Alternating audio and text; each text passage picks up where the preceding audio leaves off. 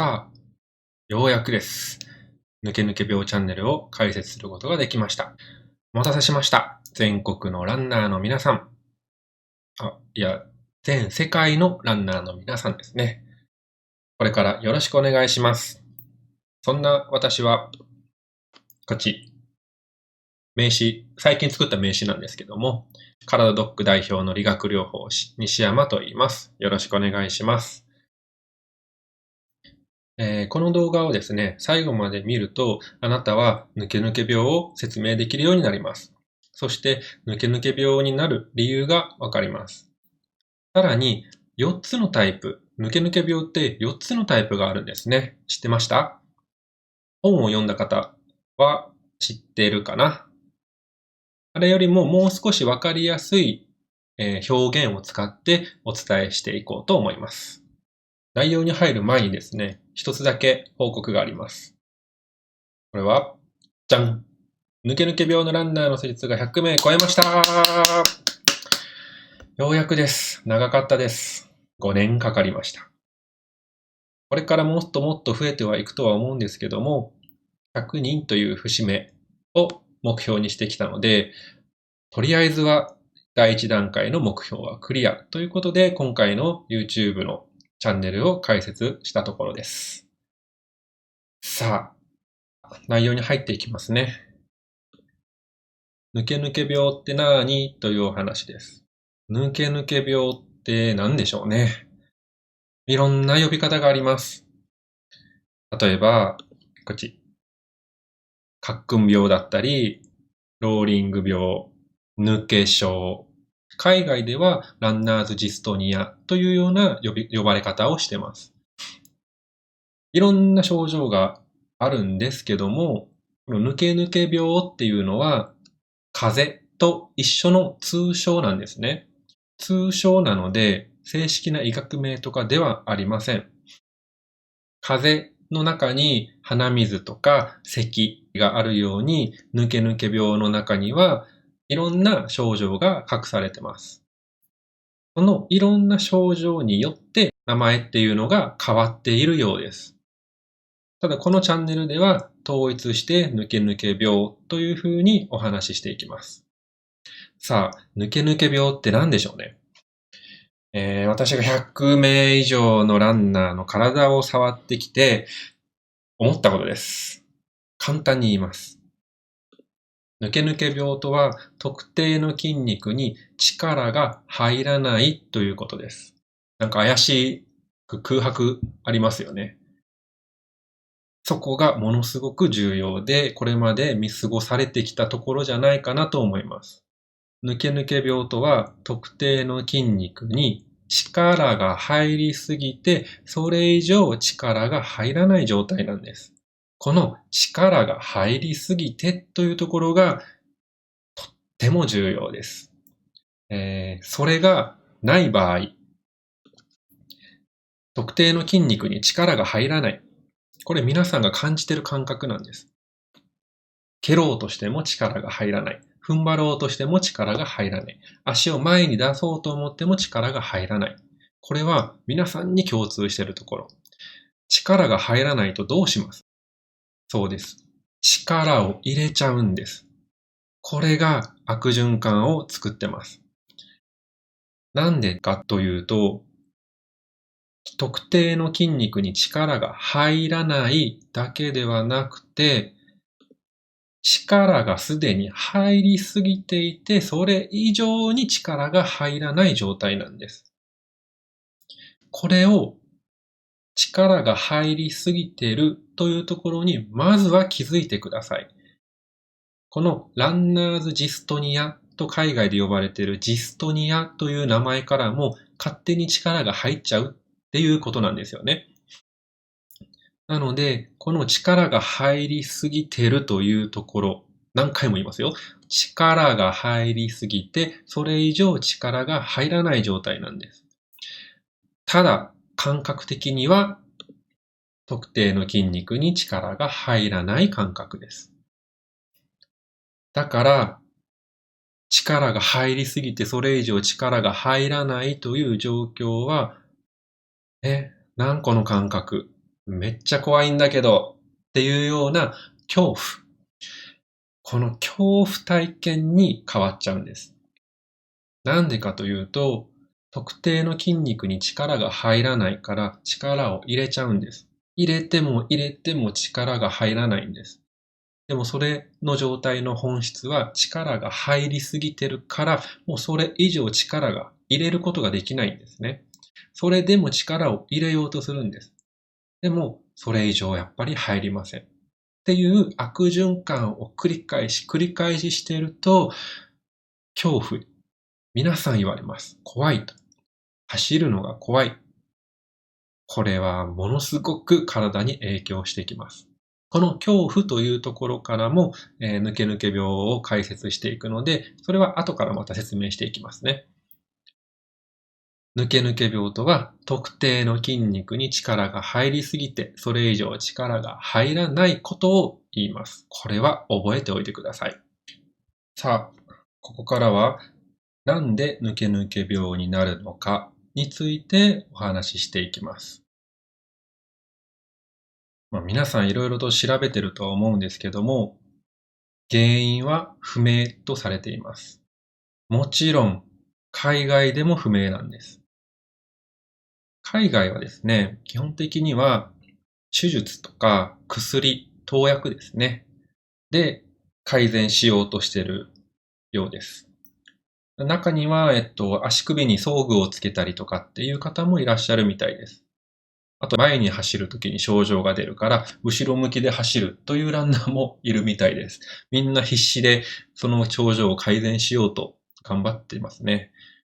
そんな、海外でも原因不明ということがなんで分かったかというと、実は私は海外の方の相談も受けたりします。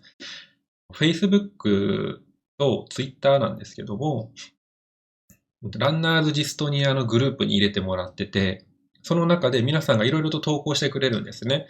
で、そこで個別にメッセージだったり、やり取りをしてるんですけども、その中でも原因はわからないとされてるんですけども、実はですね、たくさんの共通点があることまでわかってます。その共通点こそ改善への道筋なんですよね。いろんなランナーがいて、いろんな症状を感じてるんですけども、ほとんどのランナーが持ってる共通点があるんです。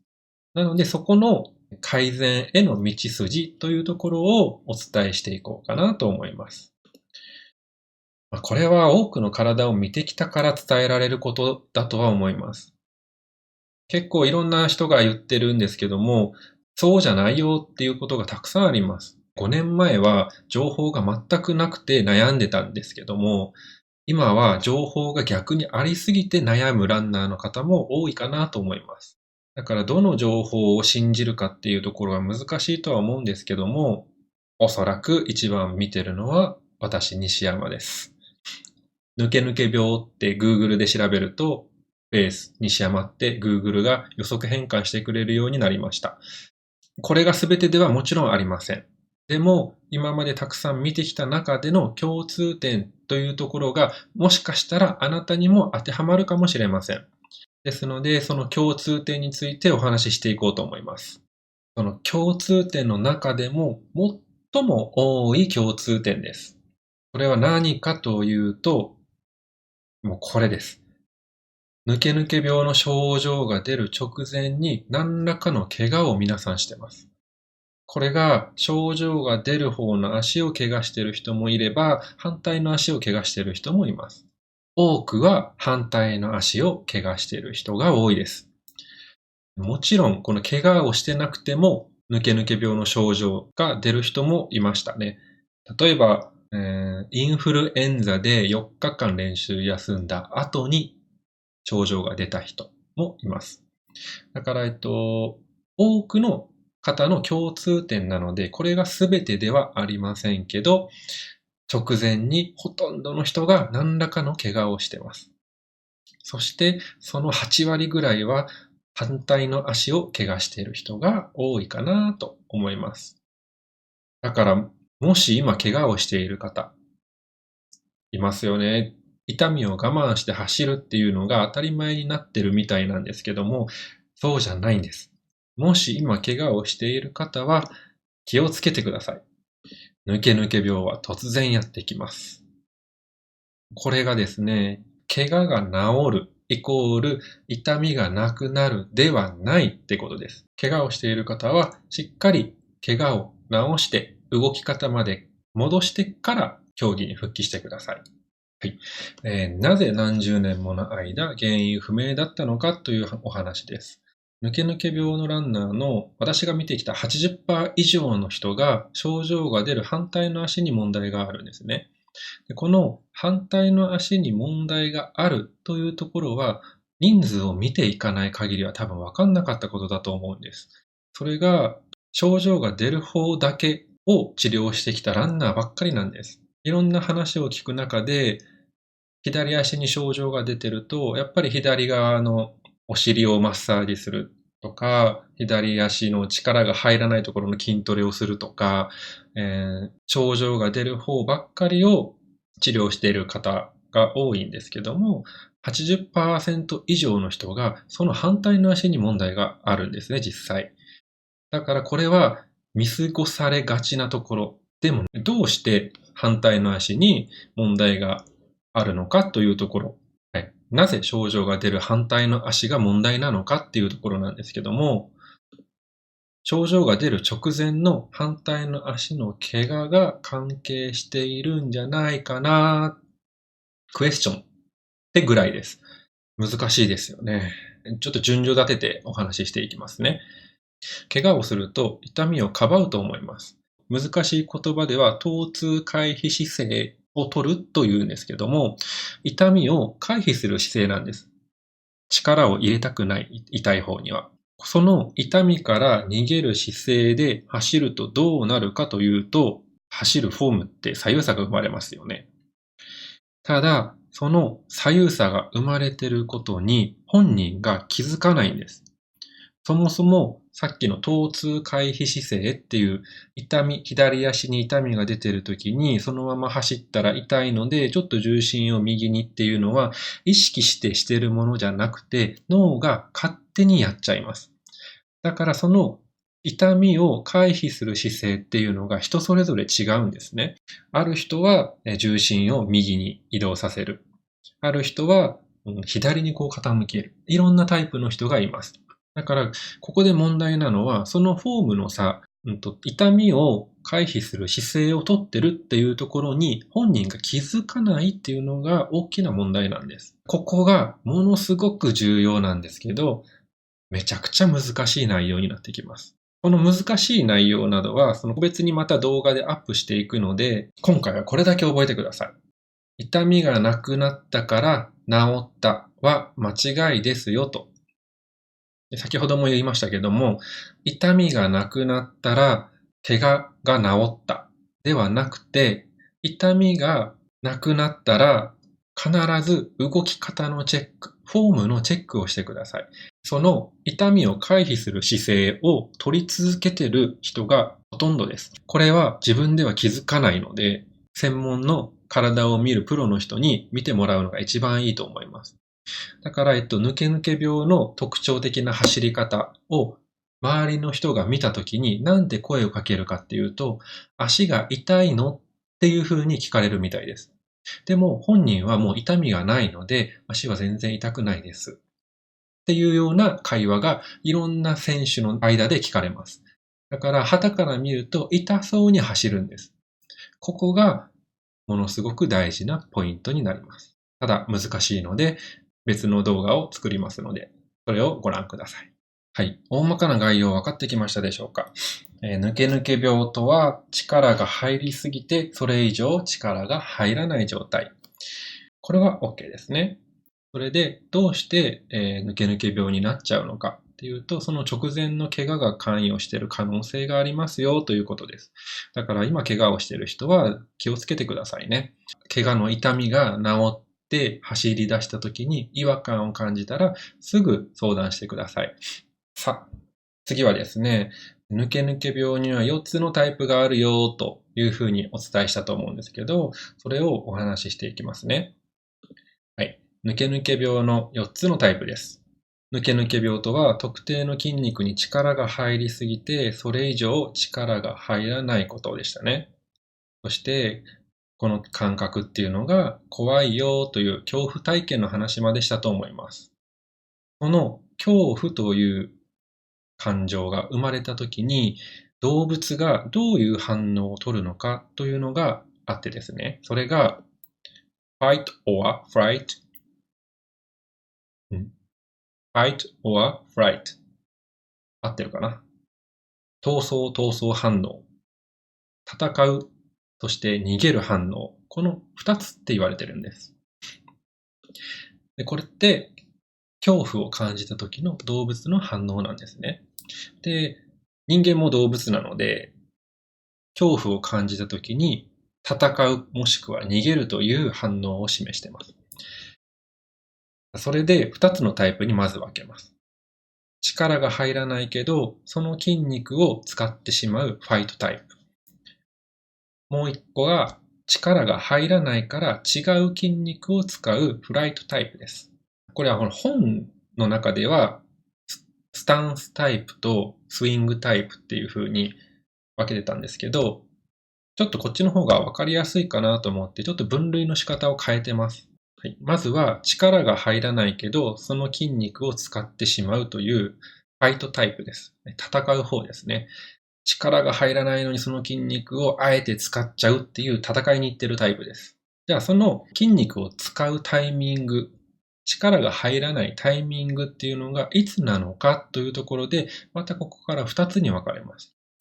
これが足が接地している時に力が入らない。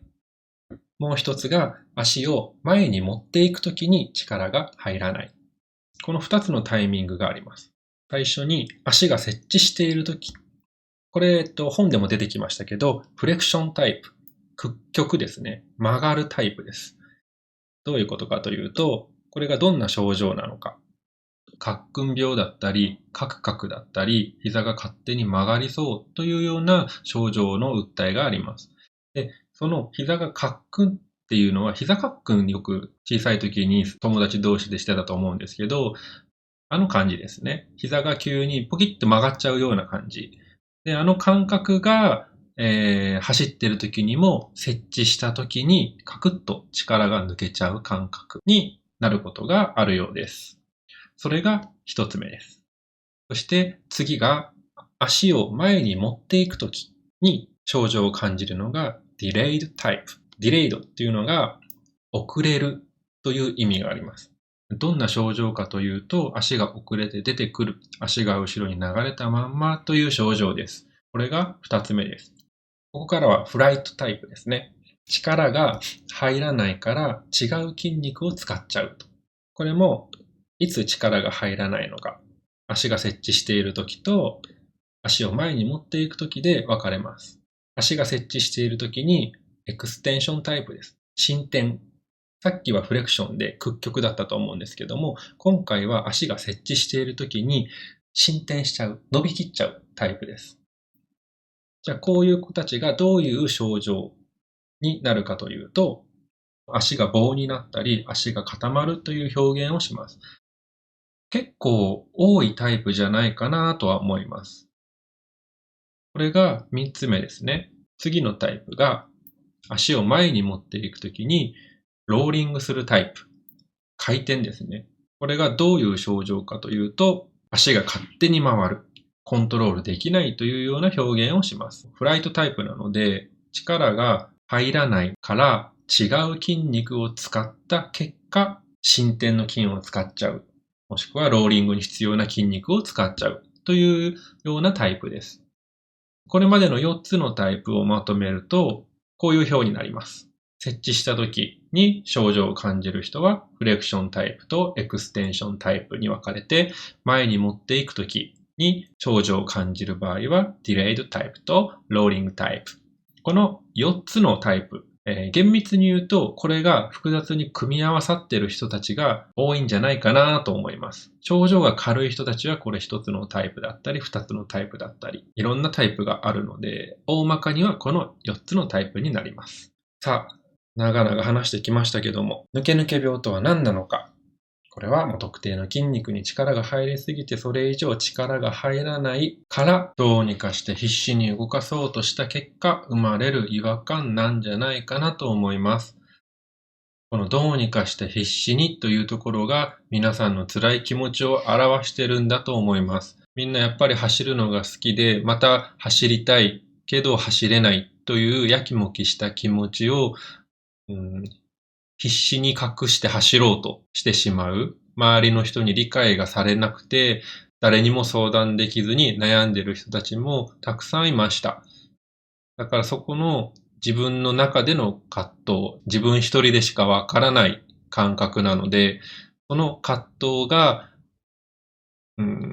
多分悔しいだったり、諦めだったり、いろんな感情を生んでるとは思うんですけども、みんなやっぱり走るのが大好きなんですよね。だから、その必死な気持ちっていうところに、私も全力で応えたいなと思って5年間やってきました。その結果が、今、少しずつ共通点だったりとか、改善の道に現れてきてるんだと思うんですよね。この動画を見たあとはですね、ぜひ、チームメイトだったり、もちろんコーチだったり監督だったり、いろんな人に見ていただきたいなと思ってます。そして、この抜け抜け病の理解者が一人でも多く増えることで、あなたの悩みが少しでも晴れればなと思っています。長くなりましたけど、抜け抜け病の概要ということで、今回は、3点話してきました。1つ目が抜け抜け病とは、2つ目は抜け抜け病になる理由って何だろう。で、もう1つが抜け抜け病のタイプというところで3点お話ししてきました。まだまだ話すことはたくさんあります。抜け抜け病についての知識を世の中にどんどん広めていくことが私の使命だと思ってますので、このチャンネルを継続してみたいなと思ったら、チャンネル登録と高評価ボタンをポチッとよろしくお願いします。それではまた。